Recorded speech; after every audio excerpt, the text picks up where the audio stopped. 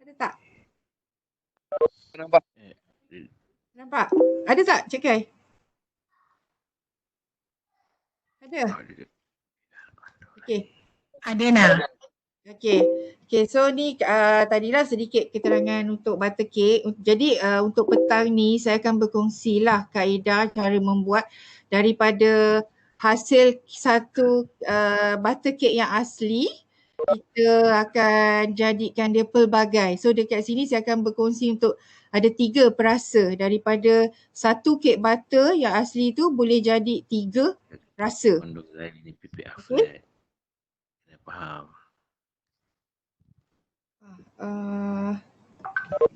Okey, ini resepi sebelum saya ada buat rakaman awal lah, rakaman video. So sebelum kita pergi tengok pada demo tu, saya share dululah resepi. So ni bahan resepi paling asas untuk buat kek mentega ataupun kata nama lain saya panggil pound cake lah.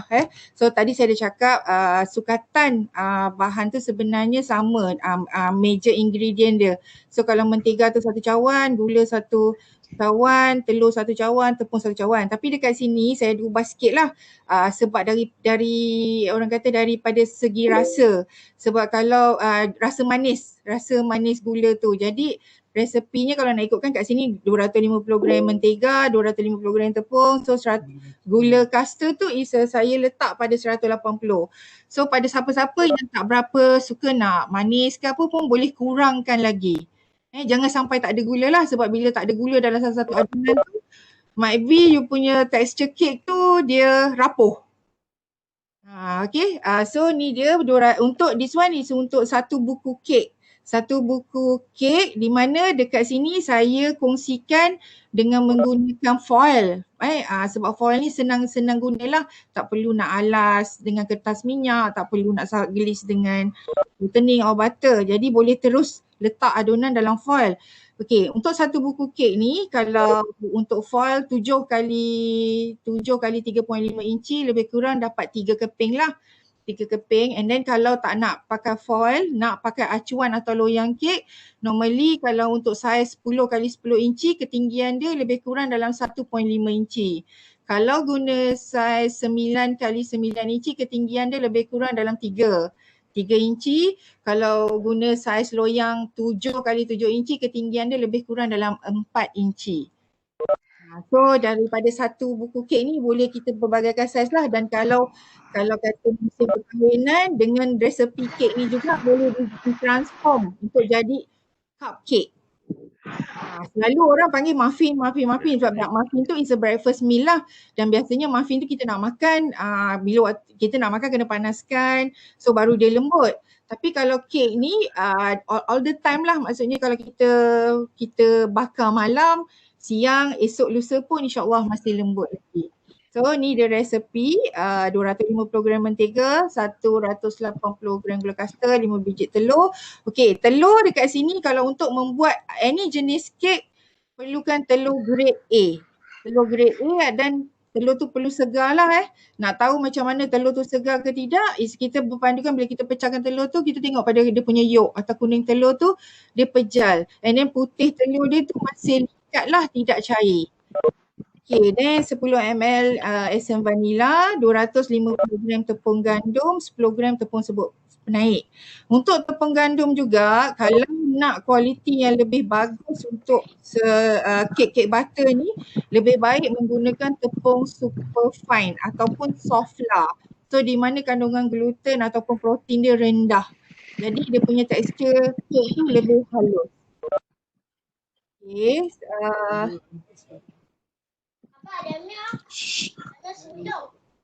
slide nampak kan nampak sebab saya tak dapat nak tengok apa tu yang ni live ni, sebab saya tengok yang saya punya file slide ni lah.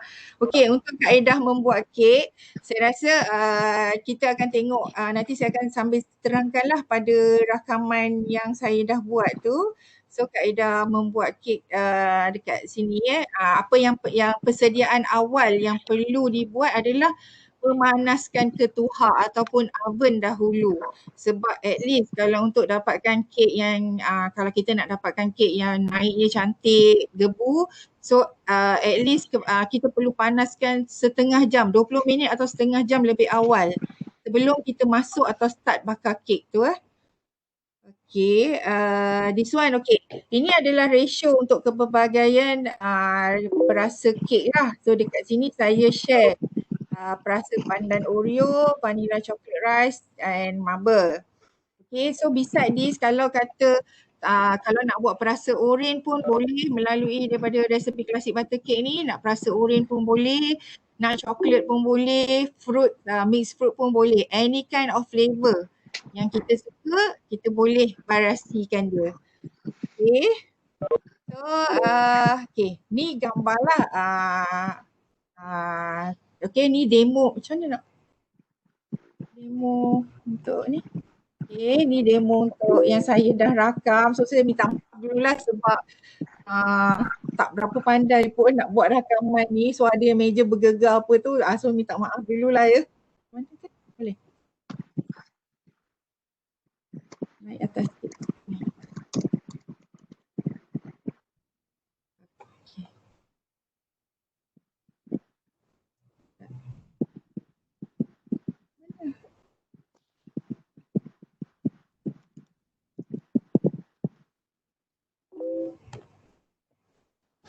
Codec unavailable.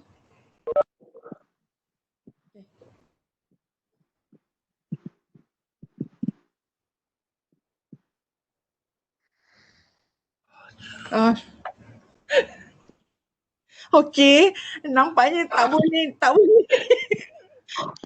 Allahuakbar. Tak boleh nak buka the slide. Sekejap saya cuba lagi. Tak boleh. So, macam mana nak buat ni, Cik?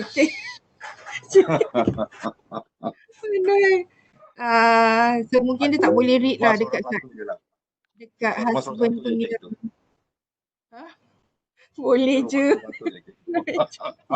Okay, so kalau tak pun macam ni lah. Kita go back to the recipe. Yelah. Mana yang selesa lah. Resipi tadi dan saya bagi tahulah kaedah. So kalau macam mungkin nanti after this saya cuba buat kata Cik Jaiz tadi kena kompreskan capacity tu. So nanti saya akan share lah.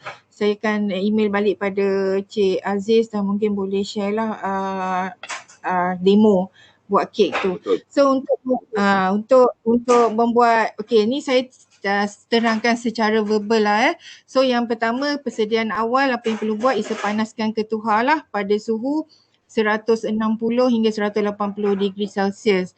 So kalau suhu standard untuk membakar kek ni is 180 degree Kalau video tu main dekat Erna, maafkan saya. Yeah. Kalau video tu main kat media player, boleh tak? Media player. Dekat media player. Dia tidak main direct dari dekat apa tu PowerPoint tu. Okay, sekejap. Sekejap. Boleh? Macam mana? Dalam ni you sekat mana?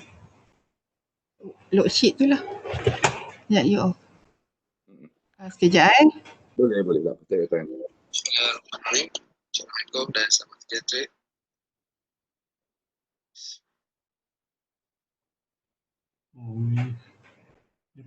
Media player tak boleh. Media player pun tak boleh.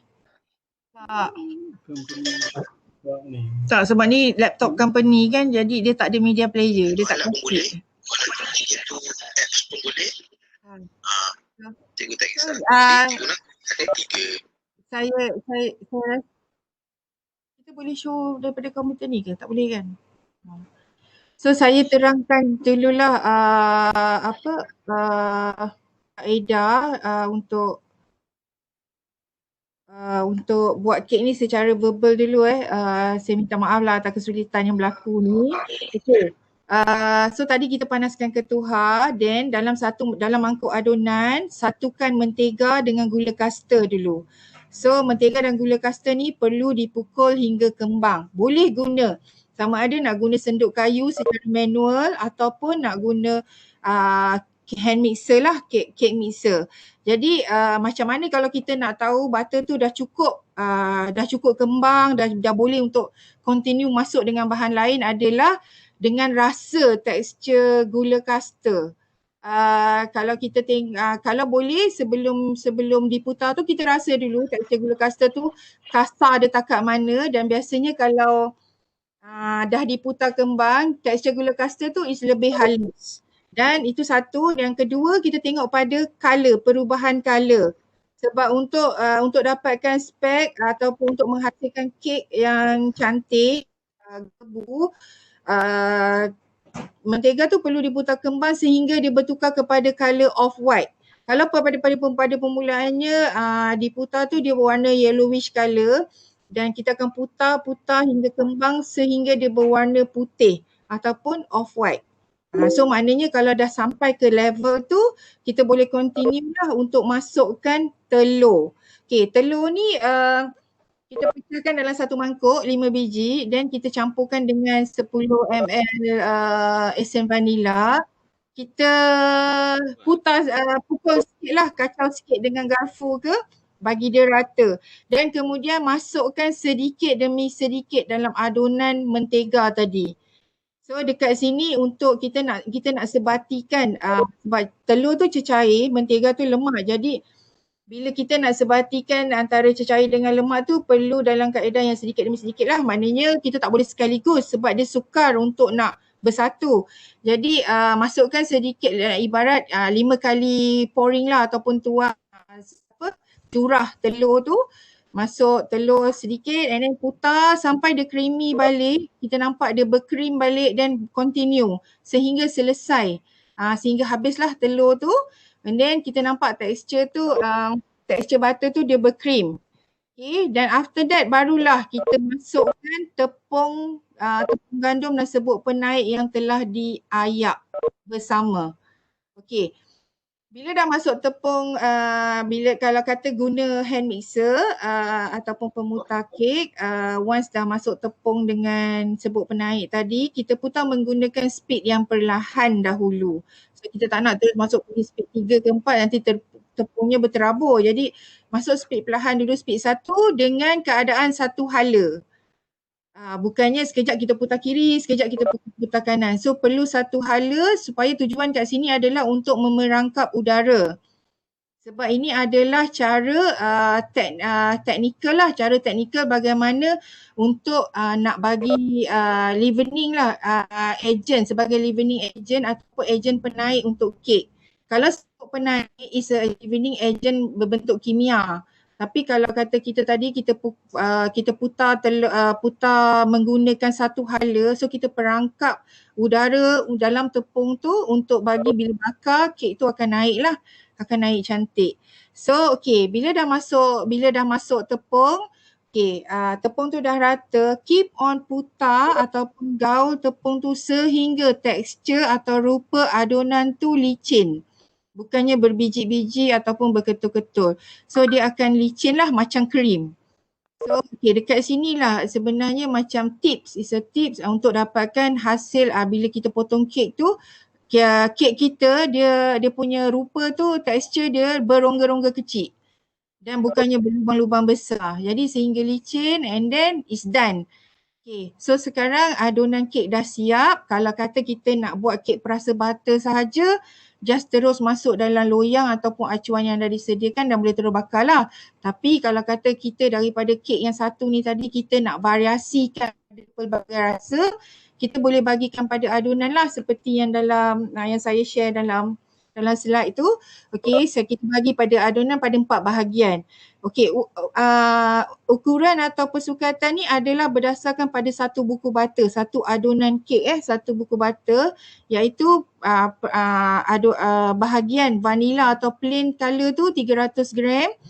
Yang warna kita ambil 450 gram tu untuk saya nak colourkan warna hijau sebab saya nak buat pandan Oreo. And then 100 gram untuk warna pink sebab nak buat marble. And then 150 gram is untuk koko. Okay. So bila kita dah bahagikan pada sukatan-sukatan yang seperti yang dah dinyatakan, okey, yang untuk hijau tu sebab dalam ni saya share is pandan Oreo. Jadi kita masukkan pewarna dan perasa pandan. Untuk pewarna biasanya kalau dari segi kita membuat, okey, kita untuk baking atau yang melibatkan makanan dan pemakanan ni sepatutnya kena mengikut akta atau undang-undang makanan lah penggunaan warna ni. So kalau macam kalau kesukar untuk kita nak ukur apa, so elakkan daripada mengguna color yang keras lah. Maksudnya janganlah color tu kalau hijau tua, hijau yang warna yang banyak sangat. Jadi is cantik kalau kek tu is a soft atau pastel color sahaja. Jadi color hijau tadi dengan perasa pandan, and then yang 100 gram tu warna pink. And then untuk koko, okay, dalam pembuatan kek marble normally mesti ada koko. So koko ni biasanya kita boleh bancuh dengan susu ataupun air tak maulah sebab tak ada rasa kan. Jadi susu ataupun minyak. Biasanya saya praktiskan menggunakan minyak jagung instead of susu lah, sebab kalau susu ni normally kita kalau macam kalau kita selalu minum ada okey, tapi kalau macam minyak tu memang dah sedia ada di rumah kan. Jadi setakat nak guna 1 camca besar untuk nak mixkan dengan koko 150 gram ni agak macam tak adalah satu yang costing sangat. Jadi campurkan 150 gram koko tadi dengan 1 camca besar minyak, and then campur rata lah. Okay.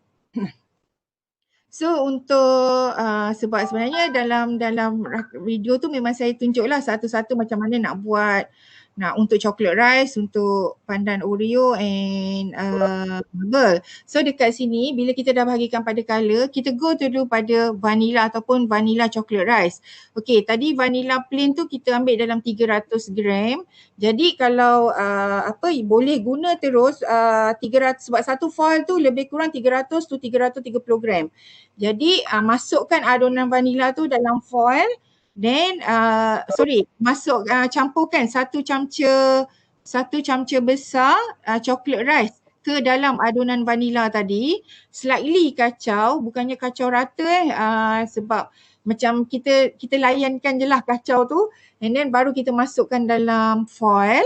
Okay, and then bahagian atas tu kita nak notify dia sebagai vanilla chocolate rice, kita boleh tabur juga dengan lebih kurang 1 camca besar chocolate rice. Okay, dan untuk kek marble, okay, kat sini saya main 3 color lah, koko, pink dan hijau. Jadi adunan kalau tengok kat situ pegang formula is satu foil is lebih kurang 300 to 330 gram. Jadi adunan yang tadi ada hijau pink koko tu kita guna pakai. Masukkanlah sesudu koko, sesudu pink, sesudu hijau dan continue sampai berat tu jadi 300 gram. So dekat sini perlukan penimbang lah, alat penimbang untuk kita nak tentukan berat adunan tu ngam untuk foil tersebut. Dan untuk perasa pandan Oreo, okay, tadi kita dah mix kan yang perwarna hijau dengan pandan tu. Kita ambil 1 camca besar Oreo crush, kita gaul sekali lalu dalam adunan, then sama juga masukkan dalam foil, and then taburlah bahagian atas tu dengan Oreo crush. So kita dah ada 3 perasa kek tu daripada satu yang ibu kek tadi, classic butter cake tu. So then boleh bakar.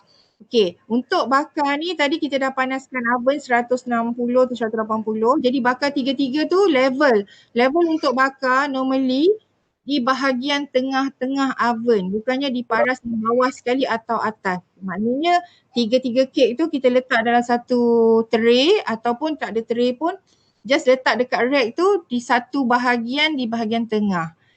Dan bakarlah. So untuk 15 atau 20 minit pertama tu kita jangan tunggu sebab nanti dia segan nak naik. Jadi lepas 15 minit atau 20 minit tu you boleh tengok perubahan pada kek tu, dia akan naik dengan cantik lah. So biasanya untuk kek foil ni at least 45 minit lah masa pembakaran. untuk nak tunggu kek tu masak. How we nak detect kek tu dah masak ke belum? Normally kita akan guna skewer atau lidi. Di mana kita cuba cucuk bahagian tengah lidi tu. Masa kita guna lidi tu dalam keadaan bersih dan kita cucuk di bahagian tengah kek, dan bila kita take off the lidi dan pastikan kalau ada any liquid ataupun lidi tu bersih, maknanya kek kita dah cukup masak. So boleh keluarkan daripada oven lah dan boleh sejukkan lah sebelum dipotong.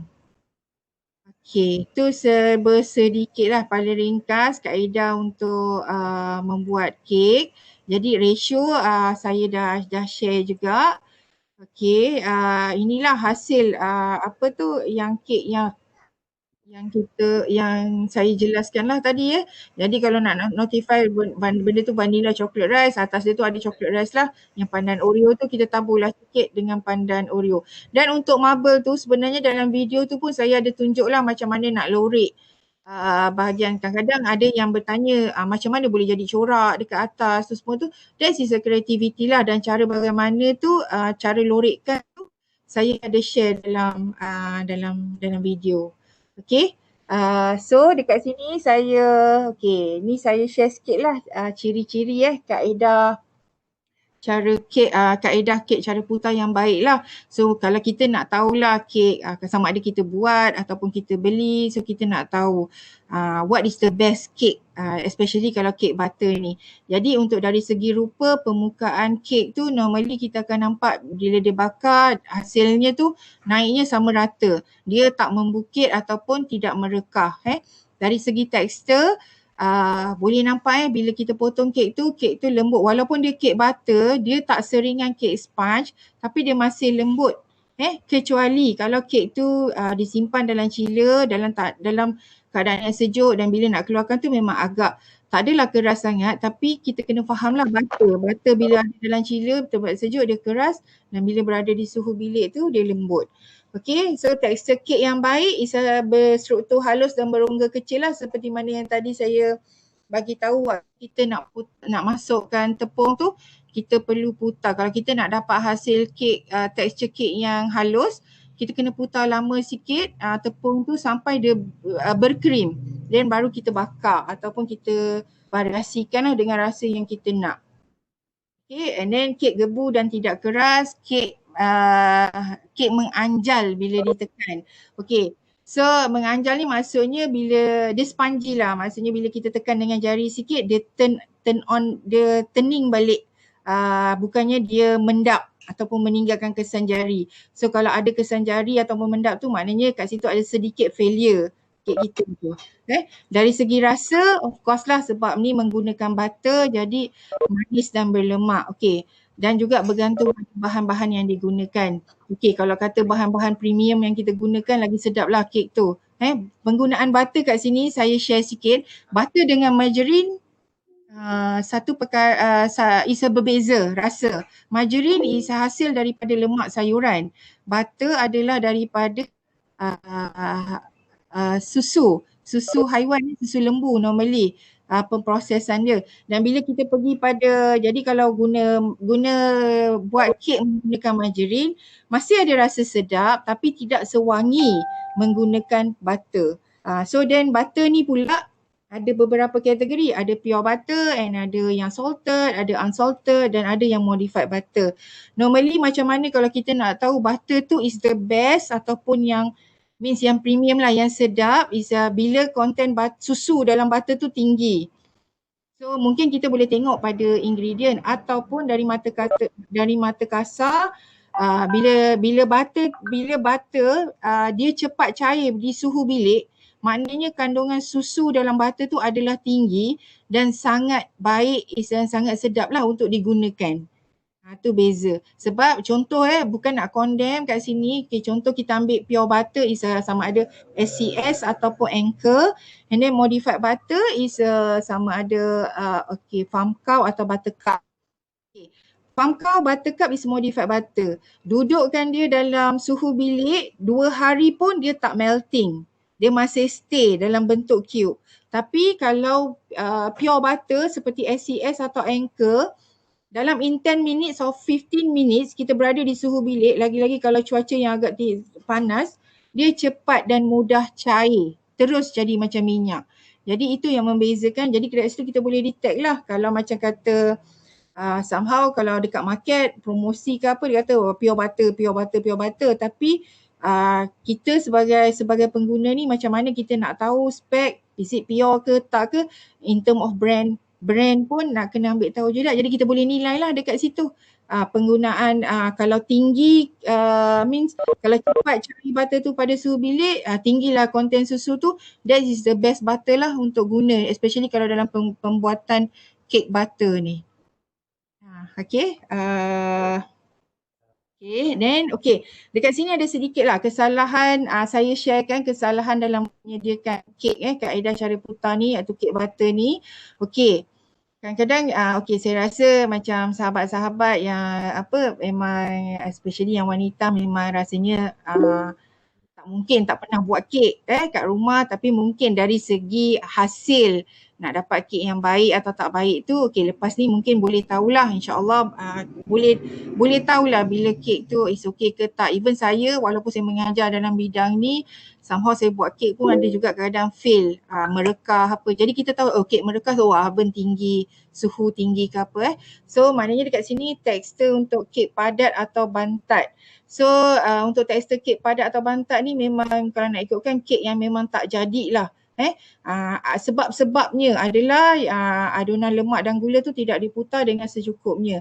Sebab saya cakap tadi bila kita memutar kek tu, butter dan gula tu is a technical leavening agent di mana lagi lama, lagi kembang kita putar butter dan gula tu, kita akan naik lagi cantik lah, lagi gebu. Dan telur tidak diputar dengan baik. Ni tadi pun saya dah sebut juga masa kat buat kek tu, masukkan telur tu sebiji demi sebiji lah supaya dia sebati, dia boleh bersatu dengan butter so hasil, sebab kalau kita tak putar dia sebati atau dia bersatu, dia akan jadi split. Dia macam mendadih, maknanya ada konten air dekat situ. So bila ada konten air tu, kadang-kadang bila kita bakar kek, kita nampak ada satu lining, sama ada di tengah-tengah ataupun belah bawah. Tu disebabkan oleh telur lah And then cecair yang digunakan terlalu banyak.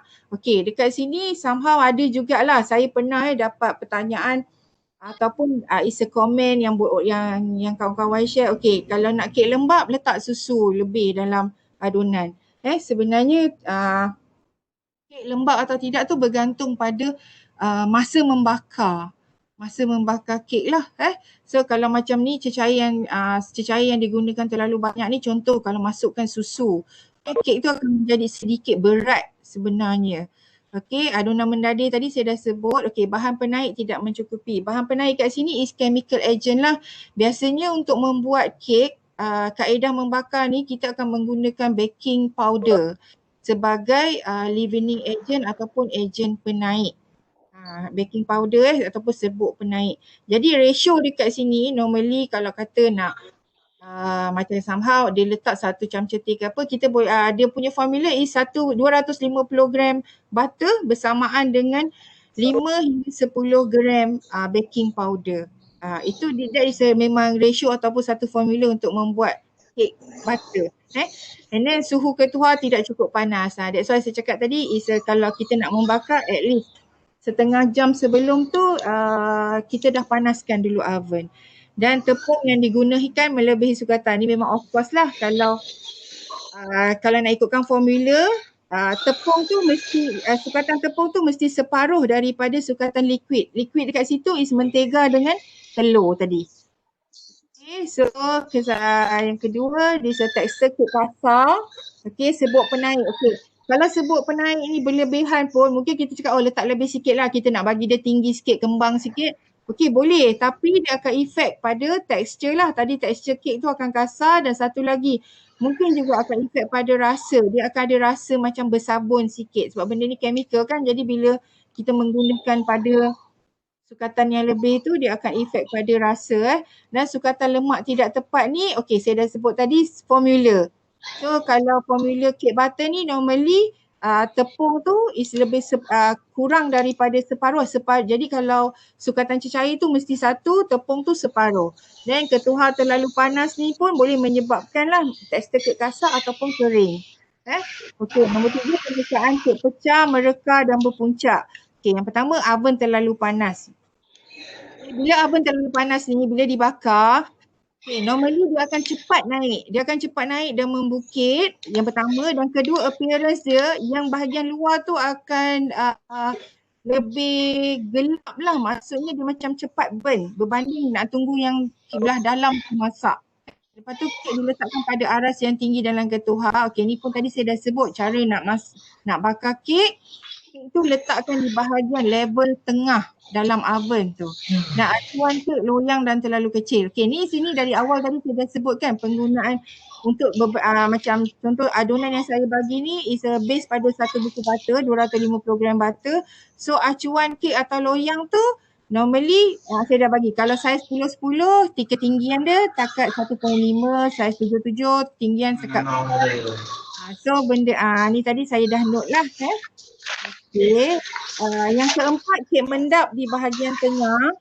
Okey, kek mendap bahagian tengah ni normally cecair terlalu banyak lah. Okey, and then pintu adunan terlalu lama diputar. Okey, and then pintu ketuhar kerap dibuka. Waktu ketika kalau kita dah start bakar kek, dah masukkan kek dalam oven, untuk 15 atau 30 minit yang pertama, jangan buka oven, dilarang. Jangan buka sebab kita tak nak ada getaran ataupun suhu tu berubah. Bila kita buka pintu oven, suhu luar ni akan masuk dan dia akan merubah suhu dan akan efek pada kek kita. Tu yang kadang-kadang Apa tu? Tak tahu tu. Kek mendap di tengah. And then lagi satu, kek tidak cukup masak. Somehow kita nampak appearance dia dah browning, nampak garing. Tapi mungkin dekat situ kita menggunakan suhu yang tinggi. Sakit luar ni, Maknanya sebab tu tadi kita akan test dia menggunakan lidi lah ataupun skewer. Ketuhar terlalu panas ni pun samalah. Maksudnya bahagian luar tu dah masak tapi kita tak tahu yang sebenarnya dalam tu masih belum cukup masak. Okey, kek kering dan perui ni disebabkan serbuk penaik and then kek dibakar terlalu lama dan suhu terlalu tinggi. So tips apa yang saya praktikkan bila saya bakar kek, memang kita ikut kalau buku ke apa 180 degree. Memang kita akan dapat kek tu is macam nak kata 100% moist ke ataupun rupa tu I'm not sure, means kita boleh nilai sendirilah.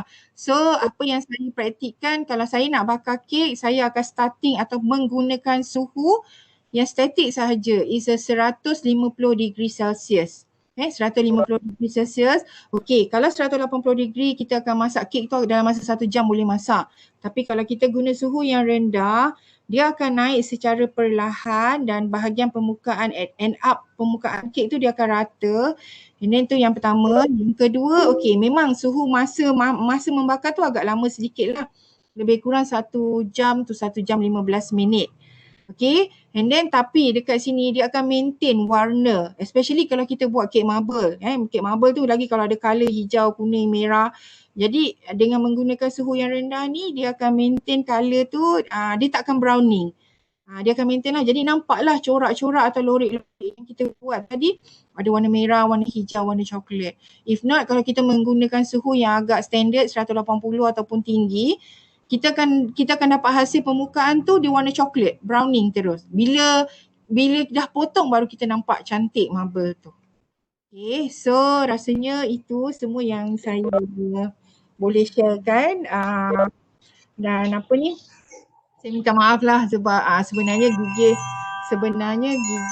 gigih juga buat video tu sebab alone seorang. So macam ni bila, okay, sebab saya pun tak berapa mahir sangat bab IT ni, jadi bila Cik Jais kata kena kompreskan capacity tu, insyaAllah ni nanti saya cuba workout untuk kompreskan dan saya cuba share lah untuk dengan sahabat-sahabat semua. Dan saya harap demo yang saya buat tu boleh membantulah bila you all nak buat kek sendiri di rumah. Okay, so rasanya kalau rasanya setakat ni dululah yang boleh saya sharekan. So kalau ada apa-apa pertanyaan ke apa ke, ada? Okay. Terima kasih Erna. Kalau kita tengok dekat chat tu ada beberapa soalan untuk Erna jawab tu. Saya tak. Yang sesuai yang salted atau unsalted. Dan oven nak on kipas tak? Itu antara soalan-soalan yang diberikan. Okay, ni saya nampak kat sini. Untuk butter yang sesuai salted or unsalted, okay, normally butter yang the best is unsalted. Butter unsalted. Tapi ada some recipe kalau macam penggunaan, bila unsalted ni dia tak ada rasa butter tu. Tapi kita boleh add in garam sedikit untuk bagi tambah lemak butter. So butter yang sesuai salted or unsalted dua-dua pun okey. Cuma kalau nak cakap yang the premium ataupun the best, kita gunalah butter unsalted. Sebab bila kita guna butter salted memang ada rasa sedikit masin pada kek yang kita buat tu. Memang ada rasa sedikit masin dan kadang-kadang depend juga pada brand. Somehow okay, yang pernah saya guna kalau macam Anchor salted, normally rasa masin tu dalam keadaan yang baik lah, macam tak obvious sangat rasa masin. Tapi kalau macam you guna, kalau macam ada some butter macam Buttercup ataupun Farm Cows tu mungkin ada appear sedikit rasa masin.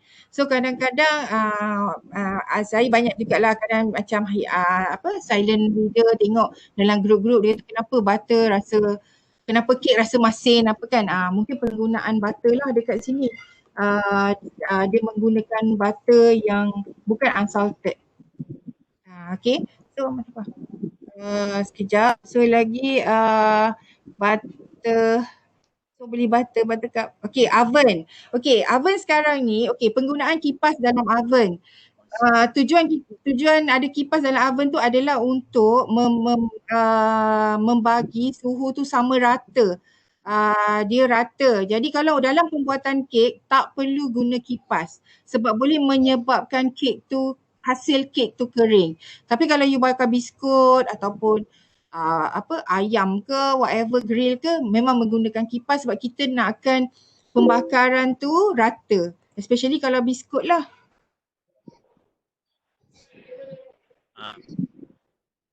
Okay, so ada apa-apa tu boleh dikongsi agar kek menjadi lembut.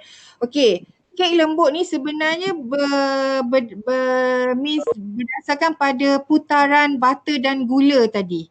Bila putaran butter dan gula, sebab tu saya sharekan sini classic butter cake is penggunaan kuantiti dia sama kalau nak ikutkan. Tadi saya cakap kan kalau kita guna 250 gram tepung, kita akan guna 250 gram gula, 250 gram telur. Jadi dekat sini biasanya pound cake akan dapat tekstur yang lembut. Jadi kalau kata nak menambah lembut lagi is secara mekanikal tu, putaran butter dan gula, bukannya tambah leavening agent ke, tidak. Saya nak tengok slide. Tengok tadi. Okey, lain-lain ada pertanyaan rasanya. Okey, kalau ada siapa-siapa lagi nak bertanya ataupun memberikan pandangan.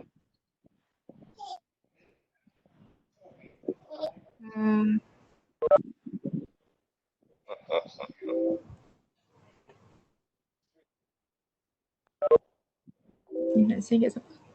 Bukan. Ini sini.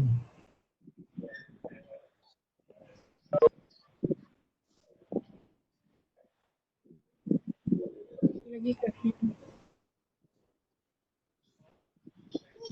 Okey, rasanya dah tak ada pertanyaan lagi tu Erna. Okey. Terima kasih sekali lagi kami ucapkan kepada Puan Erna atas perkongsian bagaimana membuat butter cake secara klasik yang telah pun beliau kongsikan. Walaupun kita tak dapat melihat video contoh dan ataupun video selingan itu, tapi kita harapkan insyaAllah akan dikongsikan di mana-mana media sosial ataupun untuk kita tengok kembali nanti bagi yang berminat lah. Macam Sekejap saya ni, lelaki sekejap. ni. Ni ada apa dia, Dr. Yati Kalau pakai tepung naik sendiri perlu tambah baking powder lagi. Okey, untuk tepung naik sendiri ni memang dah ada content of baking powder. Kalau ikut pengalaman saya biasanya kalau saya akan tambah lagi. Sebab normally macam tak cukup, saya ada juga kek-kek yang saya menggunakan menggunakan tepung naik sendirilah, bukan butter cake. Normally kalau macam chocolate fudge cake ke saya biasanya saya akan tambah. Kalau kata penggunaan satu buku butter tu dia punya tepung normally 250 atau 300 gram. So itu tepung naik sendiri. So saya akan tambah 5 hingga 10 gram lagi baking powder. Boleh tambah sebab membantu kek tu untuk untuk kembang naik cantik. Okey. Okey Cik Jais. Rasanya dah tak ada apa dah. Lagi satu soalan lah tu dekat chat tu. Dia kata open order tak ada soalannya. Ada open order ke tidak? Kata dia. Open order? Tak ada open order lah sebab dah bagi dah resepinya. Memang semua kena buat lah. Okay, semua kena buat sendiri lah very simple, sebenarnya sangat mudah. Boleh mulakan dengan buat pakai foil ataupun cupcake. Mungkin rasa kalau macam pakai loyang, dia mengambil masa yang terlalu lama untuk bakar dan mungkin agak sulit lah. Tapi kalau kita guna foil ataupun cupcake, muffin cup ke, tu lebih mudah lah. Dan biasanya bila first attempt kita buat hasilnya cantik, itu yang membuatkan kita akan jatuh cinta untuk yang seterusnya. Saya nak tanya sikit boleh tak? Sebelum habis. Ada soalan lagi. Silakan. Terima kasih Cik Jais. Saya tengok tadi vanila kan 300 gram, hijau 450, pink 100, koko 150. Jadi bila tang koko ni sebab satu tu kena lebih kurang masukkan 300 hingga 330 gram. Yang koko ni campurkan sikit ke dengan warna hijau? Sebab saya tengok perkiraan dia tu. Okey. Sebab dekat sini saya dah untuk saya bagikan adunan ni untuk menghasilkan 3 flavor tu lah. Tadi vanilla chocolate rice. Okey, tu 300 gram. Jadi yang hijau tadi is untuk pandan Oreo. So kalau kita ambil adunan hijau pandan Oreo tu 300 katalah kita ambil 300 gram, kita ada balance lagi dekat situ 150 gram, right? Ataupun kita boleh ambil hijau tu 300 to 30 gram. Jadi kita dah dapat satu foil. Jadi yang selebihnya tu 150 gram koko, 100 gram pink dengan yang selebihnya katalah 100 gram hijau tu, itu adalah untuk marble, rasa marble. Jadi dekat sini adunan sebenarnya untuk variasi adunan ni depends pada kreativiti kita. Kita boleh je bagikan adunan, kalau kata tadi macam contoh saya dah bagi butter cake klasik. So contoh kalau kata nak buat kek oren sahaja. So dekat sini kita just tambahkan grated of kulit oren, lebih kurang 1 biji, dan kalau nak sedap lagi biasa saya akan tambah sangkuik. Sangkuik tu dalam 1 atau 2 camca besar, and then lemon, perasa lemon. So dan pewarna oren. Jadi kita tambah that ingredient, oren sangkuik, pewarna oren, perasa lemon tu kita mix and then kita bake. Boleh. Kalau kata kita nak buat orange chocolate, marble orange chocolate. So kita bagikan adunan tu pada 2. So satu adunan tu kita akan campurkan dengan koko. Okay, sebab dia 2 kan. Okay, satu adunan tu kita campurkan pada koko lah. Jadi koko tu lebih kurang 150 to 200, 150 adunan koko tu lebih kurang kalau kita bagi katalah 500 gram kan. Jadi 500 gram tu normally adunan koko tu is lebih kurang dalam 15 to 20 gram. So 15 to 20 gram serbuk koko tu campurkan dengan 1 atau 2 camca besar minyak, and then baru mixkan dengan adunan yang kita dah bahagi tadi. So terhasilnya warna coklat. Dan satu bahagian lagi tu kita colourkan lah, maksudnya kita campurkan dengan, kalau tak nak lah pakai oren grated yang fresh tu, boleh je oren sangkuik dalam 2 sudu 2 camca besar plus dengan perasa lemon atau perasa oren. Dan letak pewarna lah. Jadi masa masukkan dalam foil atau loyang tu, kita selang-sudukan selang-seli. Jadi maka terhasillah orange coklat. Dia sebenarnya satu biji, daripada satu biji klasik butter cake ni boleh pelbagaikan dengan macam-macam flavor. Yang terasa flavor. So benda tu sebenarnya ikut kita punya kreativiti lah. Kalau kata kita nak buat kek buah kan, normally kek kukus buah tu macam rumit sikit. So mungkin kita nak buat kek buah bakar. Just adding je mixed fruit dalam 100 to 150 gram dalam adunan kek butter ni. Dapatlah kek buah. Kalau Berat tak berat. okay. Kalau 5 inci muat tak untuk adunan ni? Okey, kalau untuk 5 inci dia maksimum loyang is 7 inci untuk satu butter cake.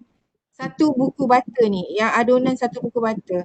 Normally biasanya macam ni lah, kalau formula tu kita ingat adunan untuk kita buat kek kita base pada butter, dia bahan utama. Jadi kalau 250 gram butter ni, penggunaan loyang tu adalah paling minima is 7 inci. 7 inci tu tinggi dia dah masuk pada 4 inci. 7 kali 7 inci, dia punya tinggi tu dah memang tinggi maksimum. Jadi kalau 5 inci ni, biasanya kita boleh buat pada 2 lah. 2 unit loyang 5 inci untuk satu buku butter. Okey, sama. Okey, ada apa-apa lagi soalan? Kita dah sampai ketika ni 3:30, 3:35 petang kerana ramai lagi ibu-ibu yang akan bekerja ke dapur selepas ni untuk penyediaan juadah berbuka. Kalau ada soalan terakhir.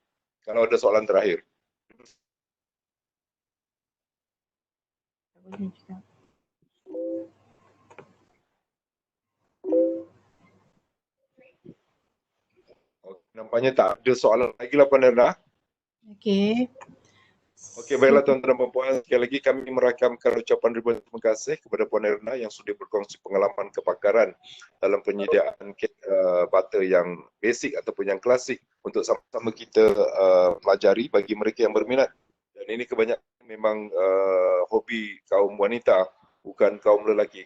Kaum lelaki hanya suka menjadi food tester dan juga favorite untuk mereka yang meminati kek dan sebagainya. Okey, sekali lagi terima kasih kepada semua yang hadir, rakan-rakan Maya daripada fakulti untuk bersama-sama mendengar satu perkongsian ilmu sesi yang ketiga ini yang telah pun dianjurkan oleh fakulti kita, dan kami mengharapkan cukup banyak apa saja yang disampaikan, apa saja yang dikongsikan dapat kita gunakan sebagai panduan dalam menjadikan kek kita lebih gebu, lebih gebas, lebih lembut, tidak merkah, licin, rata dan sebagainya. Sekali lagi terima kasih kepada Encik Hairul selaku penyelaras yang telah pun bersama-sama menjayakan program ini. Tak lupa juga kepada Encik Aziz Yaakob selaku penyelaras IT yang memastikan segala kelancaran persiapan peralatan dan sebagainya dapat digunakan dengan sebaik mungkin. InsyaAllah kita akan berjumpa pada esok pagi pada jam 8 suku pagi dalam program kerohanian untuk bersama-sama dengan Ustaz Arif yang akan berkongsi dengan tajuk Al-Afu yang akan beliau kongsikan pada besok pagi insyaAllah. Jadi teruskan selama berbuka puasa insyaAllah. Selamat berbuka puasa kepada mereka semua dan semoga dipertemukan di lain masa dan waktu.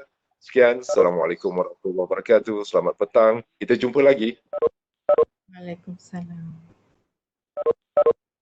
Tak kelas.